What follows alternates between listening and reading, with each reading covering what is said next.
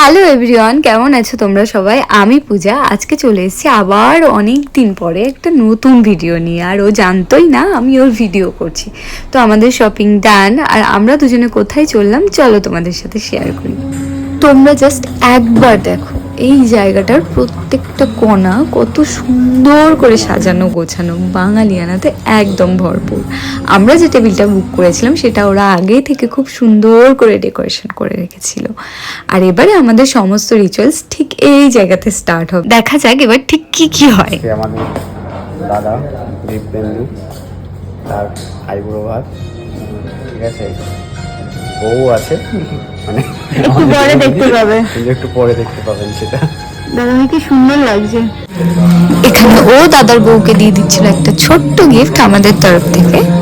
অনেক কিছু বাকি আছে গাইস, দেখতে থাকো। সাংঘাতিক ব্যাপার। হ্যাঁ ঠিক আছে, কিছু দিলে তবে আমি কেমন লাগে না, মানে তুমি খাওয়ালে না আর তুমি একটা একটা গিয়ে খেয়ে এলে, কেমন লাগে না বিষয়টা? ও নিজে যখন খেতে যাবো, আমার তো দাদা হয়, আমাকে প্রতিবেশী।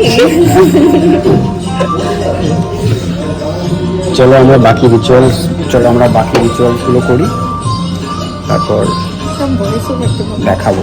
ফাইনালি এবারে শুরু হবে সেই ঐতিহাসিক মুহূর্ত। রিচুয়ালসগুলো তোমরা পুরোটা দেখতে থাকো, আশা করছি খুব ভালো লাগবে। আর ব্যাকগ্রাউন্ডে কি তোমরা কিছু শুনতে পাচ্ছ? হ্যাঁ হ্যাঁ, বিয়ের সানাই বেজেই গেছে। তাই আমিও মুকুটটা বৌদি ভাইকে পরিয়ে দিলাম, আর এখানে ও চলে গেছে দাদা ভাইকে টোপরটা পরাতে। টোপর পরে দাদা ভাইকে কিন্তু ভারী মিষ্টি দেখতে লাগছে। তো চলো ঝটাপট আমরা আমাদের রিচুয়ালসগুলো শুরু করে নিই। কিছু ভুল হলে কিন্তু অবশ্যই আমাদেরকে জানিও।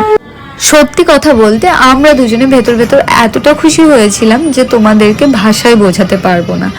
কারণ কোনো একটা রেস্টুরেন্টে যে এরকম বাঙালি রিচুয়ালসগুলো সুন্দরভাবে বাড়ির মতো করে সেলিব্রেট করা যায় আমাদের সত্যি জানা ছিল না। আশীর্বাদের সময় পায়েসটাও ওরা এখান থেকে আমাদেরকে দিয়েছিল। আর শাক বাজছে, ব্যাকগ্রাউন্ডে সুন্দর সানাই বাজিয়েছে, কি অপূর্ব ভাইবস গিফট করেছে আমাদেরকে। থ্যাংক ইউ সো মাচ পোস্ত রাজবাড়ি।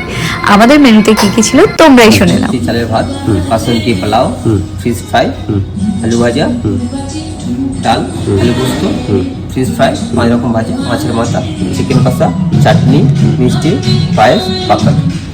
ঠিক আছে, থ্যাংক ইউ। চলো টাটা, থ্যাঙ্কস ফর ওয়াচিং।